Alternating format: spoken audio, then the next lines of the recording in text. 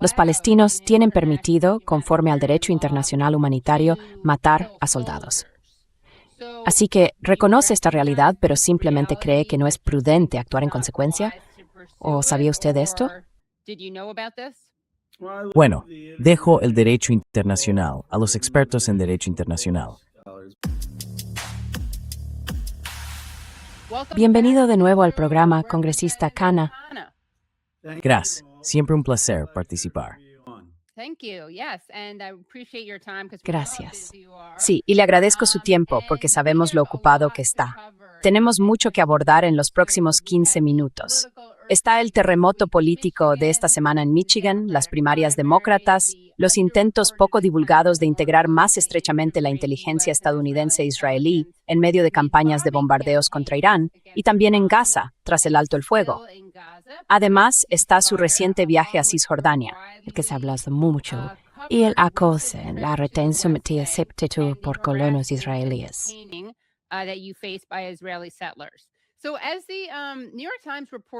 Como informó ayer el New York Times, hay un impulso para poner en marcha, cito, una asociación de defensa y tecnología mucho más integrada, basada en una cooperación industrial de defensa legalmente obligatoria entre las dos naciones, en referencia a Israel y Estados Unidos.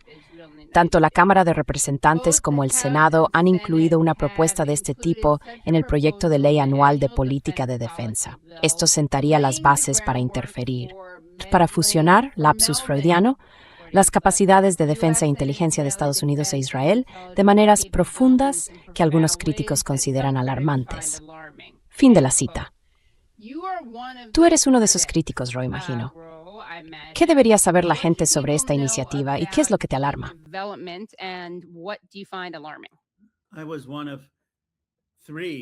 Fui una de las 3 personas del Comité de Servicios Armados que se opusieron a la sección 219. Básicamente, sería una forma de sortear la ley Leahy en las ventas al extranjero. Ahora, en la práctica, se está diciendo que Israel y Estados Unidos pueden producir conjuntamente todas estas armas. Así que ni siquiera hace falta el Congreso.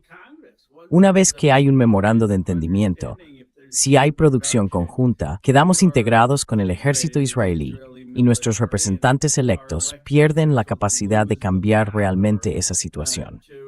Así que tenemos que eliminar esto de la Ley de Autorización de Defensa Nacional. Cuando la opinión pública estadounidense quiere que hagamos menos con Israel, solo el Congreso de Estados Unidos diría, hagamos más. Pero esta es una artimaña de Netanyahu para decir, de acuerdo, no queremos la ayuda, pero hagamos producción conjunta de las armas. ¿Y qué tipo de mayor integración es esta? Porque, como ha señalado mucha gente, ya están bastante integrados. Entonces, ¿qué hace que esto sea nuevo? Bien, esto cuenta con un grupo de trabajo conjunto y un mando conjunto sobre tecnologías clave. De entrada, empieza con unos pocos cientos de millones, y algunos dicen, esto no significa que vayamos a coproducir todas las armas.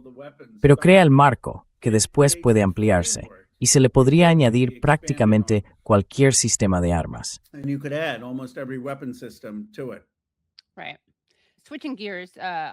Bien, cambiando de tema, aunque está relacionado, Michigan. Obviamente esto fue impactante para algunas personas, perturbador para otras.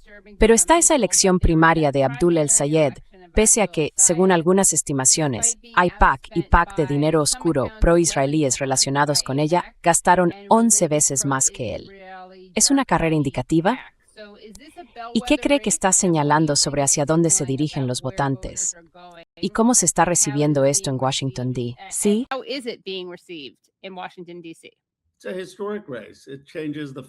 Es una victoria histórica.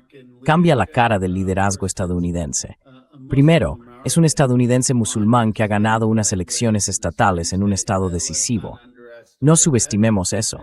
Está dando a personas de minorías religiosas y a chicos morenos y negros de todo Estados Unidos la sensación de que pueden hacer cualquier cosa. Y es alguien que ha ganado con una plataforma abiertamente progresista. Nada de guerras en el extranjero, ninguna ayuda a Israel, Medicare para todos, disposición a agravar la riqueza de los multimillonarios. Así que esto demuestra que los progresistas pueden ganar. Quiero decir, la crítica a los progresistas siempre era, ¿podéis ganar en estados decisivos? Pues sí, podemos.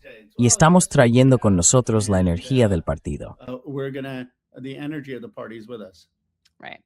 Por cierto, ahora mismo, y en relación con esto, ¿cree que se debería obligar a AIPAC a registrarse conforme a la FARA, la Ley de Registro de Agentes Extranjeros? No, no acepto dinero de AIPAC. Y creo que AIPAC me ha atacado más que a cualquier otro miembro del Congreso. Pero mi postura es que son ciudadanos estadounidenses que defienden un punto de vista con el que estoy profundamente en desacuerdo. Evidentemente, no acepto dinero de ellos. Intercambio pullas con ellos o les replico. Hay golpes constantemente.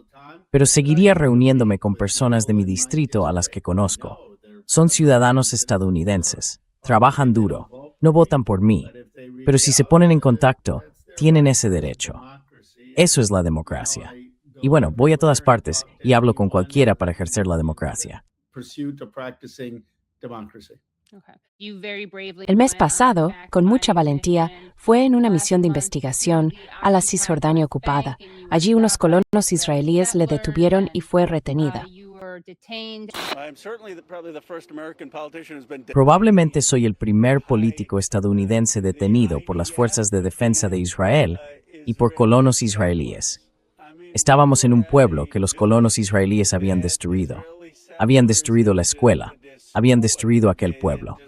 Y nosotros simplemente estábamos allí, observándolo, cuando llegan esos matones con ametralladoras, una M4, una ametralladora fabricada en Estados Unidos, y nos detienen, cortan la carretera, y luego llaman a las Fuerzas de Defensa de Israel. Y las Fuerzas de Defensa de Israel se ponen de su lado, no del lado de los estadounidenses. Jóvenes de 21 y 22 años con armas, riéndose de que nos hubieran detenido. La arrogancia de esos jóvenes soldados de las Fuerzas de Defensa de Israel a los que financian mis impuestos.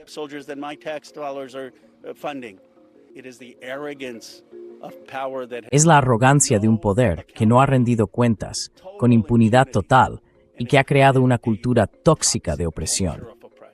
Lo que la gente en Estados Unidos pregunta es, ¿estáis tan comprados y vendidos al establishment y a los donantes políticos que no podéis ver la injusticia humana?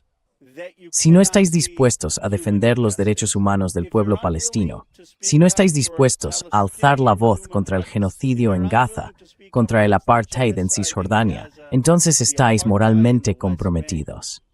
Y no podemos confiar en que luchéis por Medicare para todos, ni por los trabajadores frente a los multimillonarios, ni por la justicia y los derechos humanos en Estados Unidos.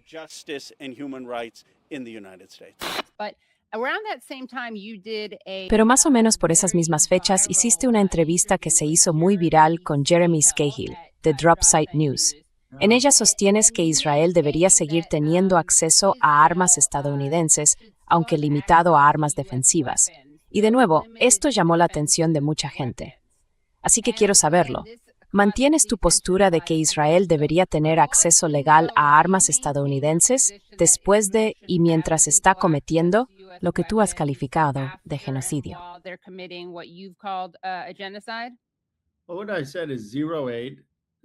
Bueno, lo que he dicho es, cero ayuda, cero ventas militares de armas que se utilizan para matar a civiles.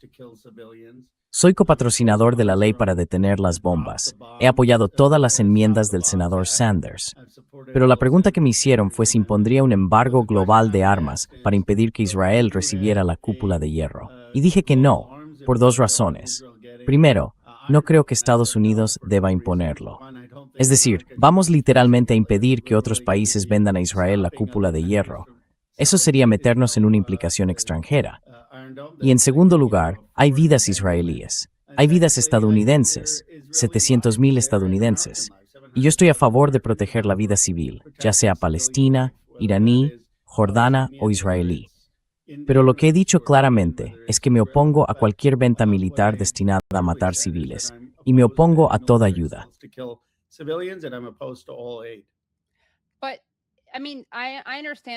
Pero quiero decir, entiendo el carácter defensivo y la teoría de la cúpula de hierro, Pero, dado que usted mismo ha dicho que están cometiendo un genocidio, ¿no sería como, por poner una analogía, un tipo que va por la calle apuñalando a la gente?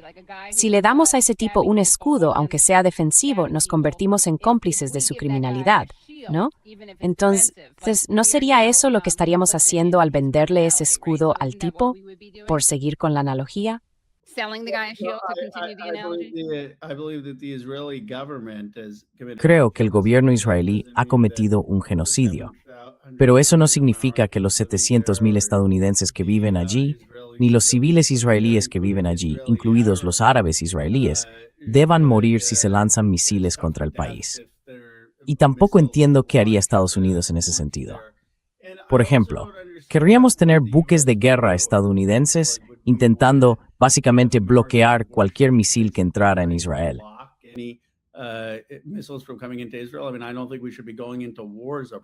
Quiero decir, no creo que debamos entrar en guerras por esto. Creo que deberíamos impulsar un proceso de paz y reconocer un Estado palestino. Deberíamos dejar de proporcionar ayuda. Deberíamos hacerlo. Hoy, Yinon Levy ha sido acusado formalmente. Su grupo fue el que me detuvo. Deberíamos exigir que se detenga a los colonos extremistas y que se desmantelen los asentamientos avanzados. Hay muchas cosas que podemos hacer que, en mi opinión, tendrían un impacto inmediato en la vida y los palestinos. So speaking of Palestinian lives, Hablando de vidas palestinas, otra cuestión muy controvertida y sobre la que tú y Jeremy discutisteis fue el derecho de los palestinos a la autodefensa y el derecho de Israel a la autodefensa. Está claro que consideras la cúpula de hierro una medida defensiva, pero ¿qué pasa con el derecho de los palestinos a resistir a un ejército de ocupación?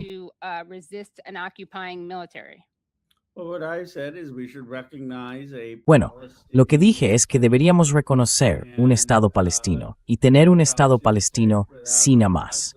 Y reconocer un Estado palestino, porque en Cisjordania no lo hay. Tendríamos servicios consulares en el Estado palestino. El Estado palestino tendría derecho a la legítima defensa conforme al derecho internacional, como cualquier otro de los 193 estados que tenemos. Y eso, para mí, significa que los palestinos tendrían los mismos derechos que los palestinos, los chinos, los indios o los estadounidenses. Pero lo primero que tenemos que hacer es reconocer el Estado palestino. Y creo que el próximo presidente estadounidense debería hacerlo.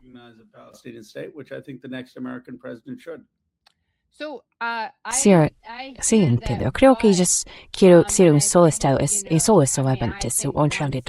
Luego las personas piensan, entonces piensa estado.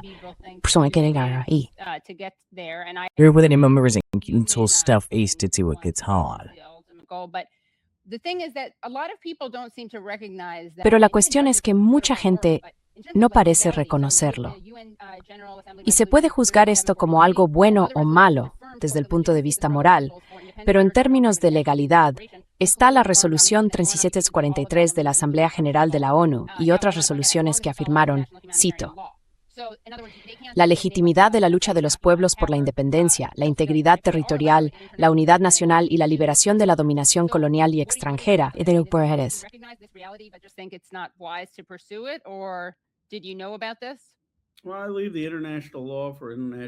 Bueno, dejo el derecho internacional en manos de los expertos en derecho internacional. De lo que hablo es de cómo llegar a una paz justa. Y en mi opinión, la resistencia más eficaz es la no violenta. Y eso es en lo que están implicados muchos palestinos. Pero lo que tendría más impacto sería que una administración estadounidense reconociera un Estado palestino, que dejara de prestar ayuda a Israel, que dejara de realizar ventas militares que están matando a civiles. Y entonces, ese Estado palestino tendría derecho a ejercer la legítima defensa de acuerdo con el derecho internacional. Y eso para mí es realmente la directriz para quienes dirigen el país aquí en Estados Unidos. Dejaré que los expertos jurídicos determinen el derecho internacional.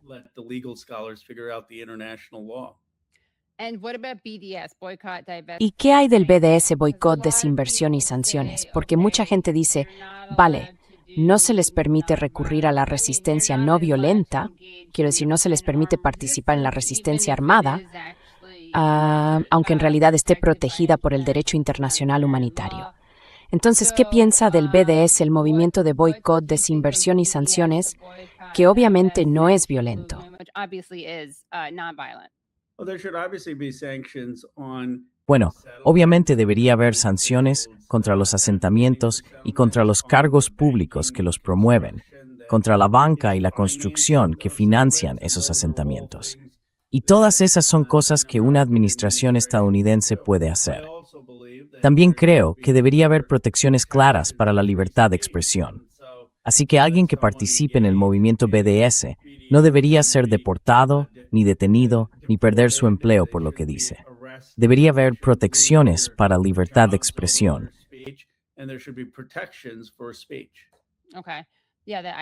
Vale.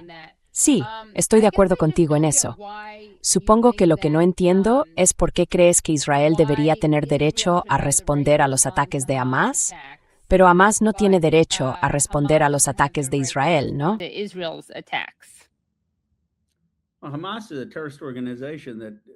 Hamás es una organización terrorista que masacró a personas el 7 de octubre. Y ya sabe, yo nunca, jamás justificaría lo que hizo Hamás. Creo que no es constructiva para el pueblo palestino. Y creo que lo que debería hacer un presidente estadounidense es reconocer un Estado palestino sin Hamás y trabajar para dar voz a los palestinos. Y ese Estado palestino, creo, tendría derecho a la autodefensa de acuerdo con el derecho internacional. Y he pedido que Netanyahu sea detenido, junto con Putin, por violar el Estatuto de Roma de la Corte Penal Internacional y por cometer un genocidio en Gaza. Así que no es que yo le dé carta blanca al gobierno israelí por lo que ha hecho. Estoy diciendo que deben ser detenidos y rendir cuentas conforme al derecho internacional.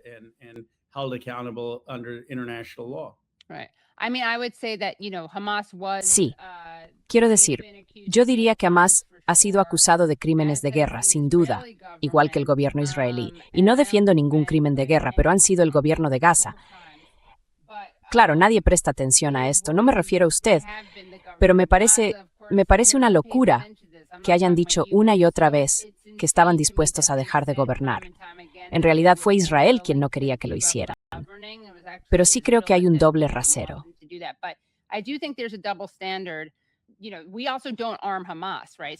Sabes, tampoco armamos Hamás, ¿no? Así que esa es la otra cuestión. Creo que nuestra respuesta a Israel y a Hamás debería ser diferente, dado que armamos a una parte y no a la otra.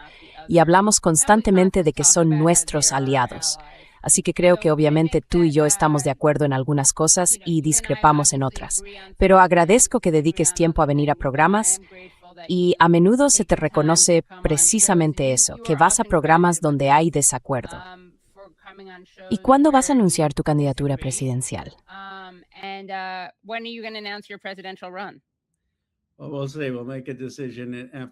Bueno, ya veremos. Tomaremos una decisión después de Acción de Gracias. Pero, como suelo decir, digo lo mismo, tanto si voy a un podcast conservador como a uno de izquierdas. Digo lo que creo. A veces matizo, cambio de opinión, pero no intento agradar a la audiencia. Y creo que cuando la gente ve que no solo voy a todas partes, sino que soy sincera sobre dónde estoy de acuerdo y dónde no lo estoy, eso es, en última instancia, lo importante. Que la gente perciba integridad y que defiendes aquello en lo que crees, en lugar de limitarte a poner el dedo al viento, intentar atraer a distintos grupos y decirles lo que quieren oír. Sí, una pregunta más. ¿Cree que Hamás ha cometido crímenes de guerra?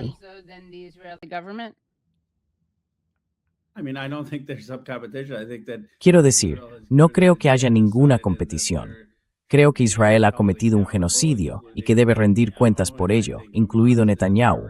Y creo que Hamás es una organización terrorista que ha cometido atrocidades. No solo el 7 de octubre, que fue un atentado terrorista, sino otras atrocidades. Y bueno, deben rendir cuentas y no deberían tener ningún papel en el gobierno de Palestina. Bueno, muchas gracias, congresista Khanna, por acompañarnos. Espero que vuelva para hablar de más temas.